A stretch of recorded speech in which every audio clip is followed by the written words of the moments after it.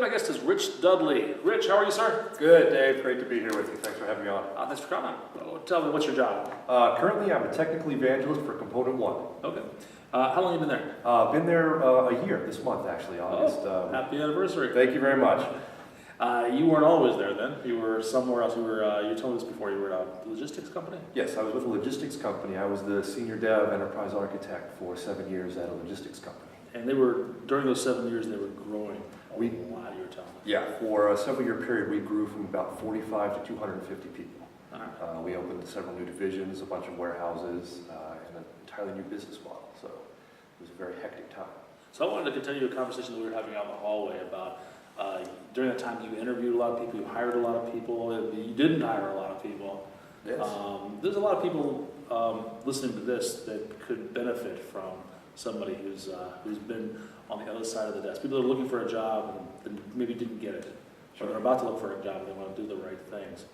Help those people out. What are some of the things that you can do to increase your chances of finding a job, particularly in the tech industry? Sure, yeah. It starts with the resumes. Those are usually what we get first. Either we Okay. post something on Monster, or we call a staffing and recruiting agency, and we get a pile of resumes that we have to look through.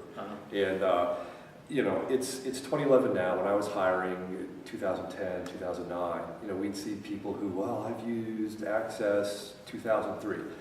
Not such a big skill. You know, I'm proficient in Windows 3.1. You know, I don't really need to know the whole life story. Just So you're recommending people remove that stuff from the resume. Don't yeah, put it on yeah. Remove the stuff. Remove Windows 3.1. No one cares anymore. No one has it anymore. In Windows 98, we don't need that kind of stuff. Another thing that people don't do is format their skills well. You know, it's sort of a lot of people sort of take a shotgun approach, and they'll just put down, oh, I did this, I did that, I did this, I did that. You know, and it's just long lists of, well, I wrote a little Access app, I wrote a single web page, I wrote and those are nice, but walk me through what you did. Make a paragraph or two sort of conversational with, I was tasked with writing an enterprise application. It's essential to our line of business, and we based it on SQL Server. We put the pages together using ASP.NET Web Forms. We thought that was a good technology for this reason, and when it was all done, everybody's very happy. I got a nice little bronze plaque from my job. And then give me 2 or 3 pointers. Here's the skills that I'm currently on top of. That's interesting that they said that, because it's my impression that some recruiters, so people that are just sending those resumes to you, they're not looking at those paragraphs. They're looking for keywords.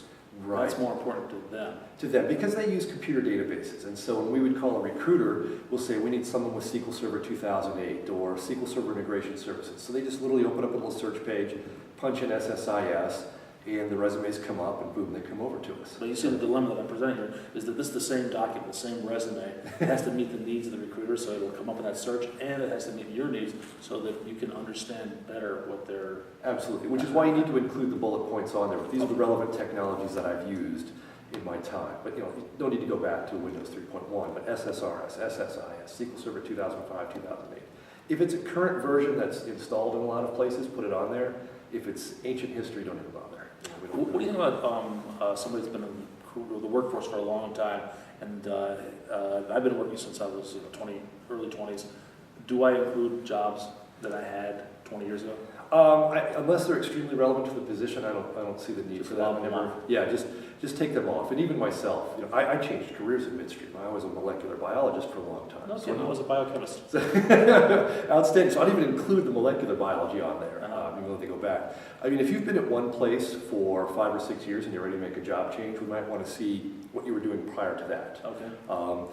It's also helpful to us if you've had 5 or 6 jobs in the last 2 years. It's kind of important for us to know. Because it does play a role in why did you leave or why were you removed from your position. You know, so you know, when you're giving us a resume, you're trying to accentuate the positives and give us the jobs that are the most relevant. But I don't need, again, the whole biography.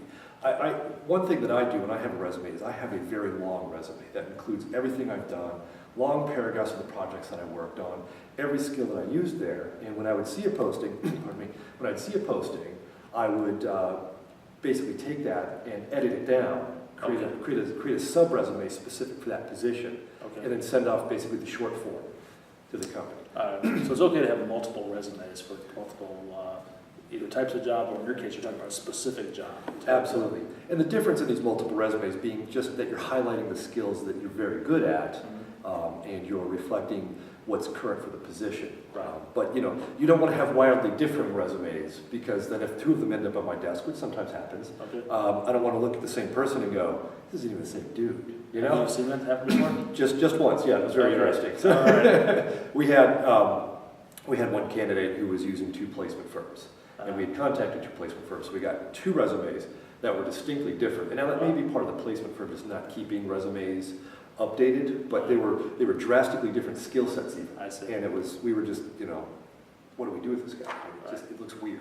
Yeah. So we did a phone screen, and the eventually did not bring him in, not because we had 2 resumes, but it was a very weird thing. Okay. So one of the challenges I know of you get a stack of resumes either through an ad response or a recruiting agency, is getting through those. Are you reading through all these paragraphs, or are you doing your own little search for keywords? No, I read, this is me, I would read everyone top to bottom, Okay. and I'm not a grammar Nazi, but it does help to have good grammar. How about cover letter? Is that important to you at all? It's not really all the time, Okay. because what do you write in a cover letter? Hi, I'm so-and-so, I'm interested in your position, I have these skills. Well, no duh, you're interested in the position, I have your resume, Well, I've written cover letters that would actually address the company directly. I'm interested in that position because I read your article on this website. Right. Or I heard what you were doing in this field, and I'm interested in more WPF development, whatever. Sure. And my feeling was that would resonate with someone who would read that and think, oh, this guy actually took the time to research my company. And if you've done the research on the company and you can position that cover letter so it's specific to us, that's great. I read about this position. I very much like logistics. I have a background in supply chain. My brother's a 4th generation trucker, whatever. Right. Those are things that are relevant. Make it relevant. Generic cover letters, we don't really need them. They're just a waste of stuff. Okay. And so make it specific you're going to get. Some companies require cover letters and some don't. We never had that requirement, so we wouldn't always get them, but sometimes we would. Recruiting agencies are tough because usually they just ship us over resumes. Right. There's no cover letters involved. Yeah. Or if there's a generic cover letter, it's the same thing. I'm interested, I've got these skills. Duh. Okay. I can get your skills off the resume if you've written it right, and I've got your resume, so you're interested. Okay, so assuming that I've written a good resume, it's gotten past Rich, there's a review of it, and you're going to bring in a number of candidates. Now, what's next? Phone interviews, in-person interviews? That depends on the company, but we would do phone interviews at first. So Okay, let's start with that. I'm there. Rich is calling me tomorrow, and I want to get ready for this. What advice can you give me? So be calm. Set up a good time that's responsible for you. We know some people are unemployed and they've got plenty of time to take a phone call. But we know some people have sort of a stealth search going on. So be honest with us and just say, I'm currently employed, looking for a better spot. Can I call you at lunch? Right. We're good with that. Just let us know what's good for you. And we don't want to put a candidate in a bad position, Right. Because we're also candidates at times as well. So the phone interview, make sure we can hear you. So, make sure your Bluetooth is good or don't use it. Make sure you've got a very good phone connection that we can hear you on, because it's very difficult to interview someone on the phone. It's especially tough if you have a thick accent, and that could be Indian, Japanese, or Southern. Sure. Or Boston, if you have a very thick accent, make sure that your phone is very Pittsburgh. Or Pittsburgh, yeah. And I lived all over, so I have a really I know, good you just talk there. Yinzers, yes. Especially on the south side. Yeah, it is a dialect all its own. So, if you have a thick accent, make sure you have a clear connection. So find yourself a good spot that you know. And be calm. We're calling you, and usually phone screens are very friendly chats. Right. And for us, it was not the deep, in-depth technical review. It was, can this person communicate effectively with us? And that's really the inside trick. With the phone screens, we're not really looking for the fire hose of your skills. We're looking for someone who can communicate over a phone, who can talk to us, who can really be relevant. I guess be responsive to question and answer. What are the kind of stuff that you would ask? How you doing? Why are you interested in this job? Sort of a couple cover letter types of things, just to sort of get the conversation flowing. And what you'll see with interviews a lot of times is we'll have, as the callers or the interviewers, we'll have 3 or 4 questions that we ask everybody. And then we'll go into some chat and just see where the talk goes. Oh, you've always been in Pittsburgh. I hear you, sounds like you're from Boston. You know, we can't get too personal. So this is not a technical screen? Not usually, no. Some are, some companies are. And it's good to know that up front, whether this, you know, should I have something prepared for a technical screen? Because some companies will call and say, we're going to ask you 3 problems over the phone and we want you to solve them while we're on the line. It's a horrible way of doing things. Yeah, I don't like that. But, I've done technical screens for a lot of different companies, and I'll tell you, my approach has always been, tell me about a project that you worked on. It's very interesting. Yes. And then once they start talking about that, then the technical questions asked will be based on that. If they say, I was responsible for building all the stored procedures in this application, I'll say, that's interesting. Why are you using stored procedures? What are the advantages of stored procedures? How do you tune that? What Yeah. indexing? So, exactly. We'll pick up on little things like that and just, okay, now where are we going with this? And the main thing is, in addition to some technical knowledge about why you made the decisions you do, can you tell me what you've done? Because if you can communicate to me what you've done, you have a good chance of understanding what your end users are going to ask us to accomplish. Is that important in a, let's say you're hiring just for a coder? Okay. So we just got to write code all day. You put them down in the basement with the mushrooms and the little manure can, and that light that just flickers on and off all day. To me it was, and I know there are body shops that don't stress communications, but you know, if you want to go beyond just being the dude locked in the corner, and some people are very happy being the dude locked in the corner of the basement, that's fine. But not every job is that. Okay. And our job, especially when we're growing, it involved a lot of interaction between the development teams and the end users. Because literally one day, we have Lisa, who's the head of purchasing. Then a week later, it was Lisa, Chrissy, and Annie. Then a week later, Lisa was the director of purchasing with 5 managers and 17 purchasing agents. Okay.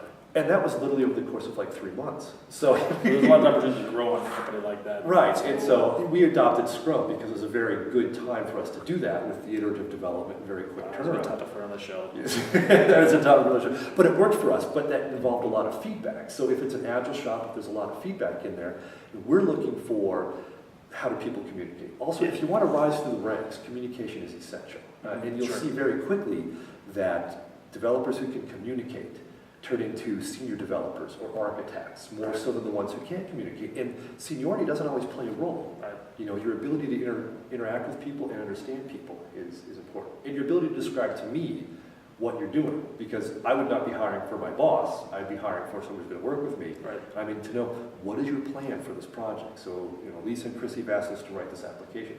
What is your plan? And I need you to tell me very clearly how you think this should be laid out. Okay. That's a tough one, actually. Not everybody is a good communicator. Right. And I'm not really sure how do people become better communicators.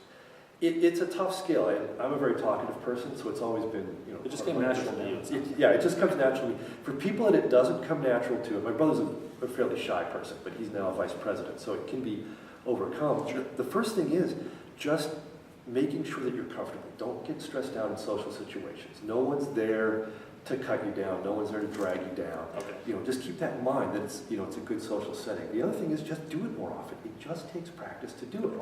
Yeah. And that's one thing where the scariest thing for people who are not good communicators is to communicate in front of a room of people.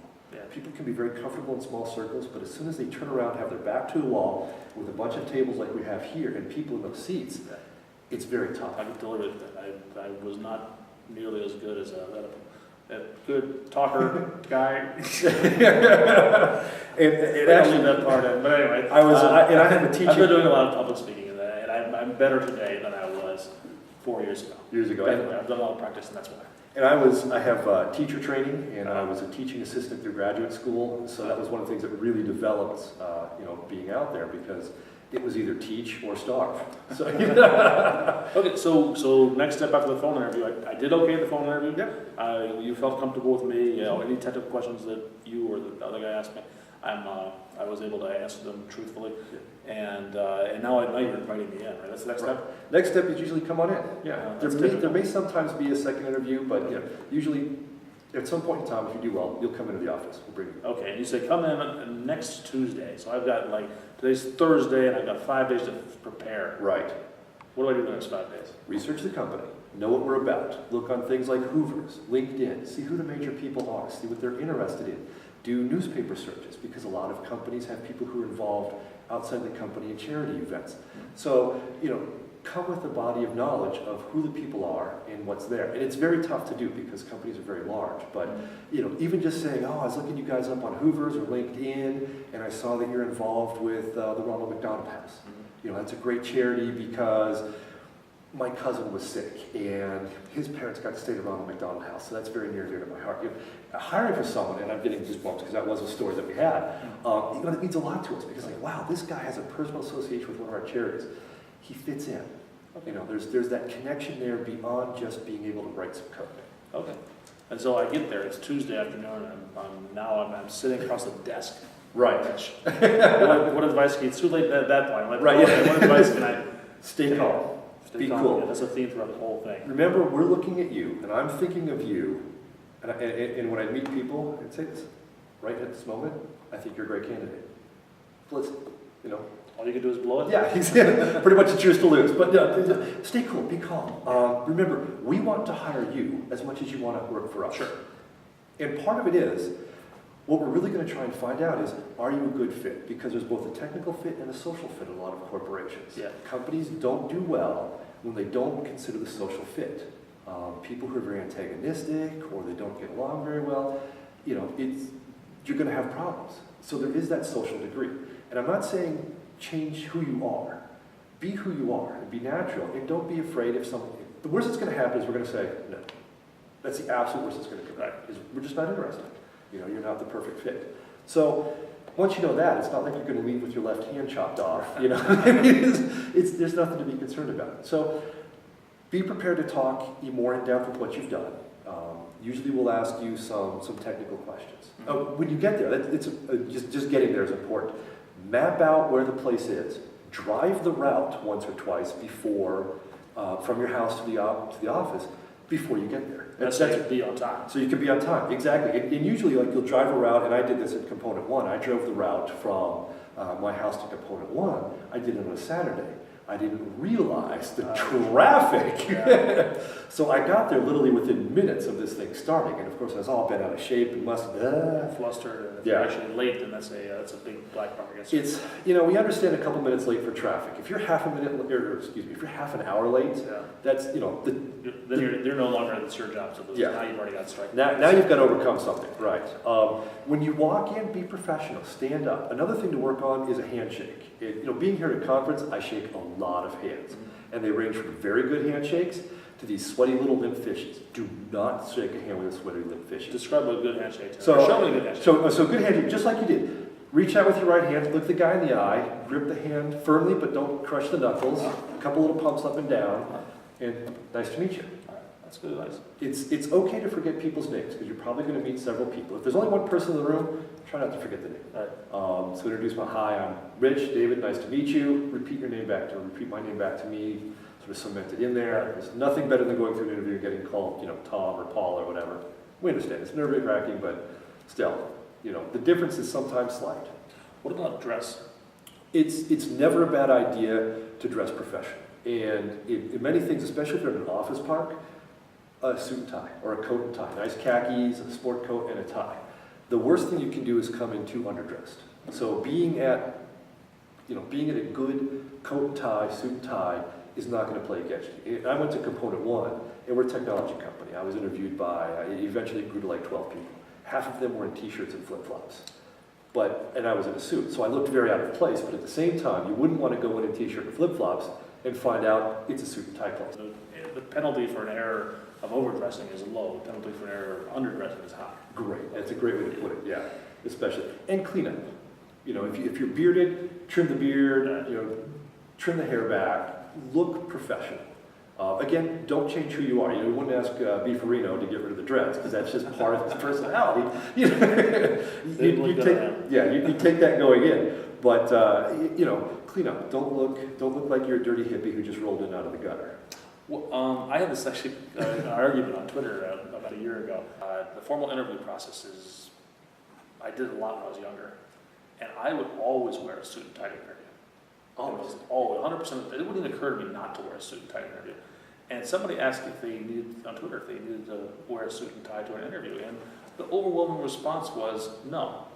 Most companies don't care about that. And I argued against that. That's crazy. I would even consider not wearing a tie. Absolutely. And a lot of people say, I don't own a tie. Well, buy a tie? Yeah, buy a tie. $10. Absolutely. I mean, you could go to JCPenney and find the suit guy and say, look, I've got an interview on Tuesday. Yeah. I need a good pair of pants. And it doesn't even have to be, you don't have to go to Brooks Brothers. It doesn't have to be a Donald Trump suit. Even just a good navy blazer, a pair of khakis, button-down shirt and a tie. Perfect. Absolutely. Country club wear to I'm glad to hear somebody agrees with me. What I always taught was that always overdress a little bit. Absolutely. Even if you know that they're a company that doesn't wear a tie every day, just wear a tie. And I knew some of the Component 1 guys, and I knew how they were going to dress, but even still, So if I tell you what, if I was going to a company where I knew everybody was going to be in t-shirts and shorts, then probably I wouldn't wear a tie to that, but I would still dress better than them. I would still come in wearing a collared shirt. Yeah. Remember, dress is a sign of respect. Yes. That's why we call it the Sunday best, or that's why there's such a formal dress in the financial institution. It's a sign of respect. This goes back to the days when people didn't have a closet full of clothes. You are a respectful person, and I'm going to take out my one good set of clothes to be in your presence. Okay. And that goes back hundreds of years back to royalty. So it's a sign of respect. I have respect for you, and I will dress to show my respect for you. Okay. Have we covered the whole interview, the in-person interview? Or so yeah, I think we're in the boardroom now. We're talking. Just stay calm. Right. Go through the questions, and again, communication is good. Don't be afraid to ask for a glass of water. We understand, and we'll usually offer you water or coffee or something like that. Don't drink until you pee, but we're going to be talking a lot, so you want to keep your mouth moist and have little sips. Another note is if you've got a cup of water, we ask you a hard question, you need a moment to think. It's where a cup of water comes in handy. Now you get it. You can sort of draw out that pause, and you don't look like you're sort of what is it? Just a casual little what am I going to say here? All right, let's get into it. I should have offered you a cup of water. I'm going to answer this question. So the main thing is just be calm, be good communicative. If depending on the company, we may ask for examples of things, like if we're looking for a designer, we'll ask you to bring in some design. And don't be afraid also, if you're working under NDA, don't tell us anything you can't violate. Don't bring us secret code. Don't bring us stuff. And it's okay to say, I can tell you a little bit about what I've done, but I can't tell you a whole lot because this is an NDA type of application. I'm not allowed to reveal a lot of things. So you brought a weird point about bringing things in. I think most companies won't ask you to bring something in. Right. But should I bring something? If they don't ask you, don't feel the need to. Should I bring my resume? Resume would be good, yes. Bring a printed resume. I've already sent it to you. You already have it. Yeah. So, but there's probably going to be people in the room who may or may not have seen it, or we want to make sure we have an updated one. Well, maybe I should bring several copies. Yeah, bring several copies, and it doesn't hurt to call the person who you're interviewing and say, how many people will be there? I'll bring some printed copies, and then they'll tell you, no, everybody's seen it. We've all out. Bring it anyway. It never hurts because people will forget at their desk, and they'll be like, oh, I wanted to ask you about this project. Here you go. You look more prepared that way. What about copies of my work or something that I can show off? If you can show it off, sure, bring a couple copies. Again, don't bring the whole body of knowledge. And unless we specifically ask you to bring your laptop fired up and do some coding, don't feel like you're going to have to do that. Okay. We may have a machine there. Some companies will have a machine there. Of course, those stories are legendary, where they've got a machine there that's like, solve the manhole problem in 12 lines of Scala.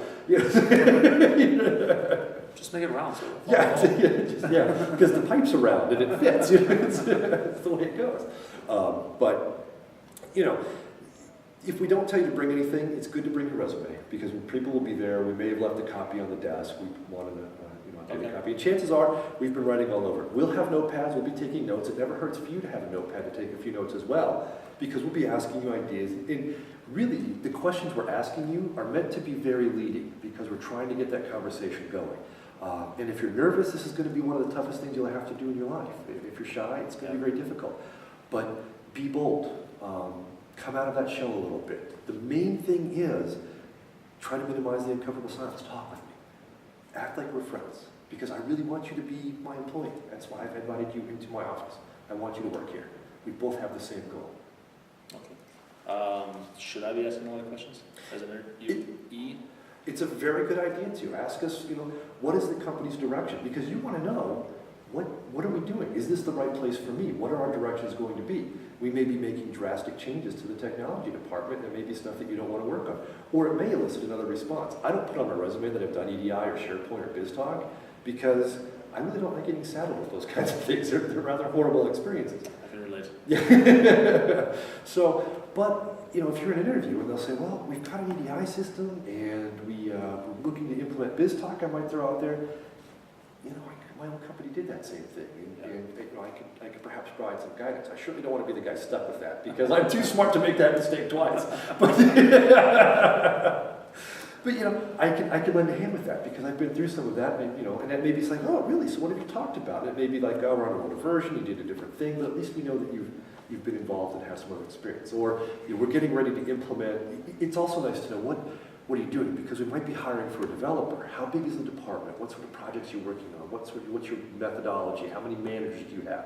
You know, if the manager to employee or to the developer ratio is 1-to-1, you got a lot of overhead there. It's a little top heavy. You know, think twice about that. If they're committed to waterfall and you're a strictly agile guy, you may not want to be involved with it. It might be because you're interviewing the company as much as we're interviewing you. Are we the perfect place to work? I mean, look past the, God, it's a job that's going to pay me more than I have. Make sure it's the right fit. So, you know, those are good things to think about, is asking us questions about where we're going. Other things that we're doing is, you know, we may be hiring for a developer generalist, but we may be implementing a warehouse management or an ERP solution. Well, if there's not that many developers, guess who's doing all the data migration? If you don't like working on data migration, that might be the right time for you. Right. Okay, so the interview ends. Right. Say goodbye, say thank you. Thank everybody, shake everybody's hands well.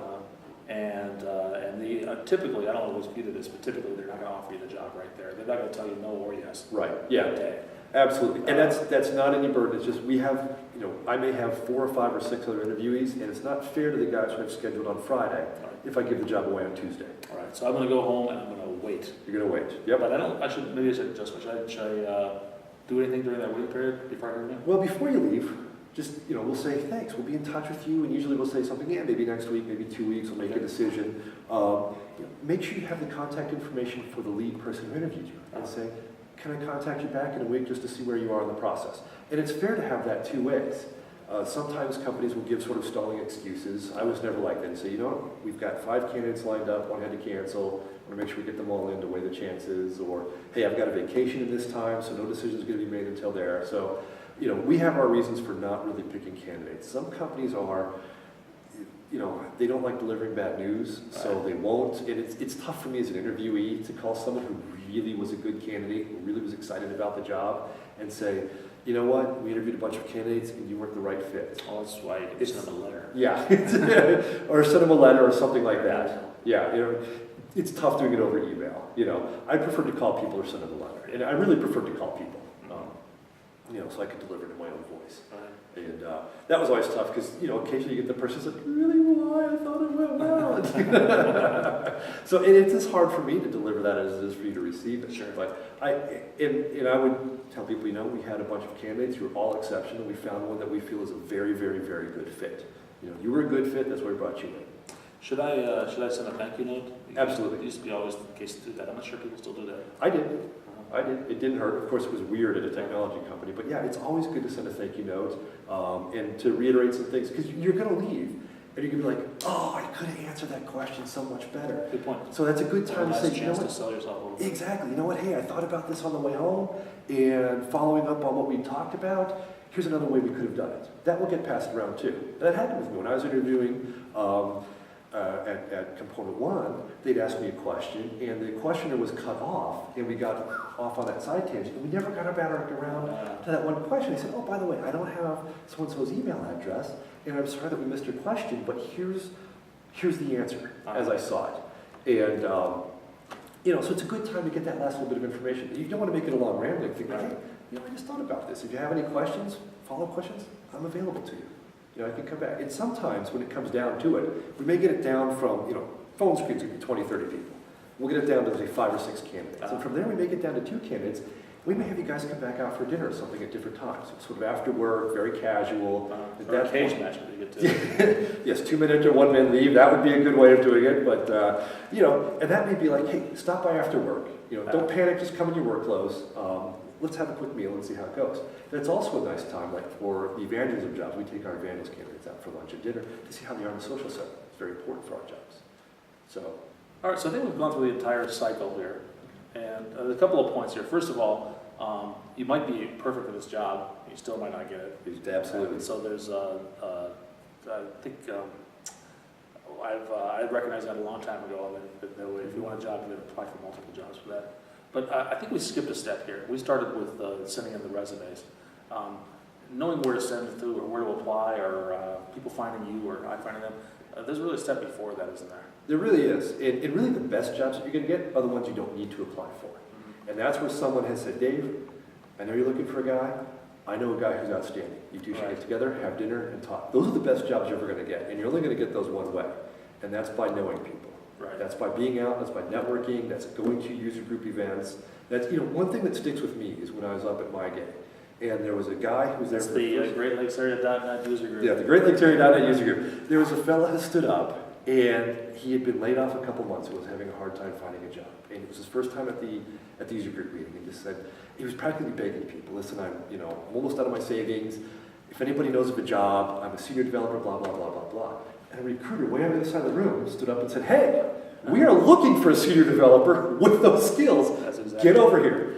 And that sticks with me to this day. It's been almost a year since I was out there. That sticks with me to this day, how important that was. That's one of our goals. So that usually isn't that dramatic, but that sort But of that's thing not an happens uncommon all situation, the time, yeah. that somebody recruiter will stand up and describe a job, and somebody will say, that's perfect, I want that. And we'll get together later on, and we've had several people that have been employers, employees that have hooked up for great jobs.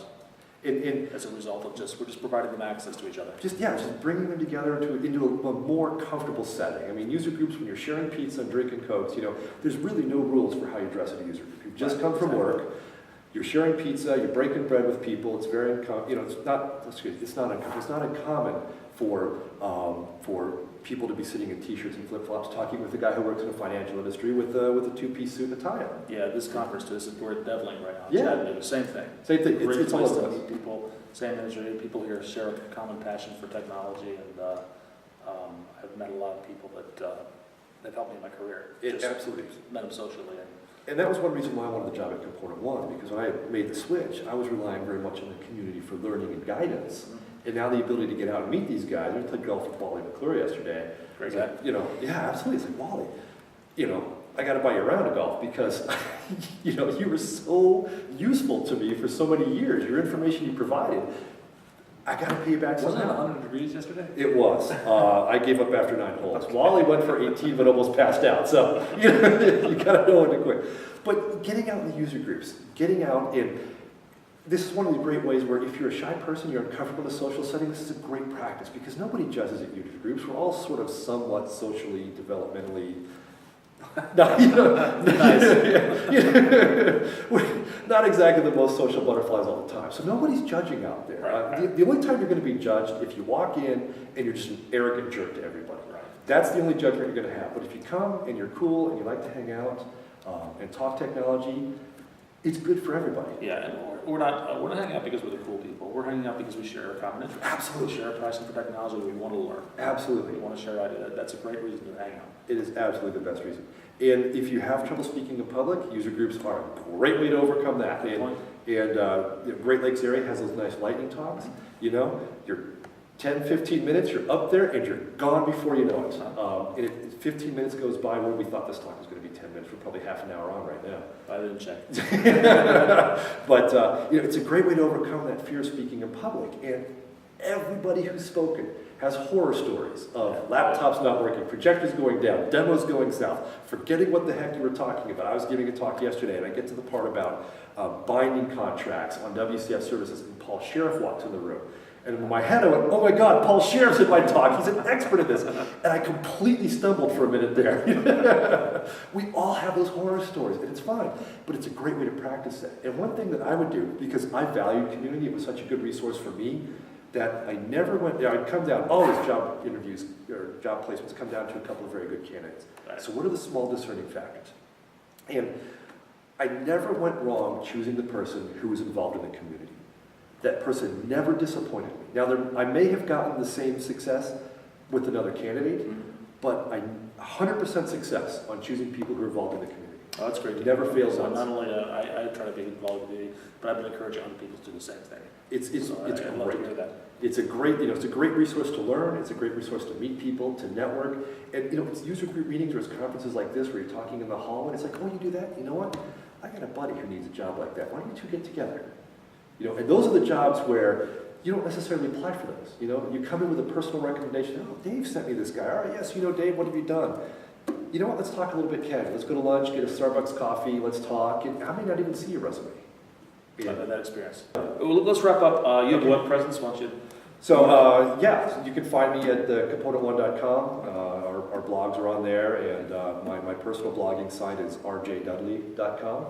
So, if anybody has any questions, would like to talk, we're not hiring at the moment, but this is taped in August of 2011. But if you have any questions, want any more advice, feel free to drop me a line. Outstanding. Good information. Thank you very much, Rich. Thank you very much, Dave. See you again soon.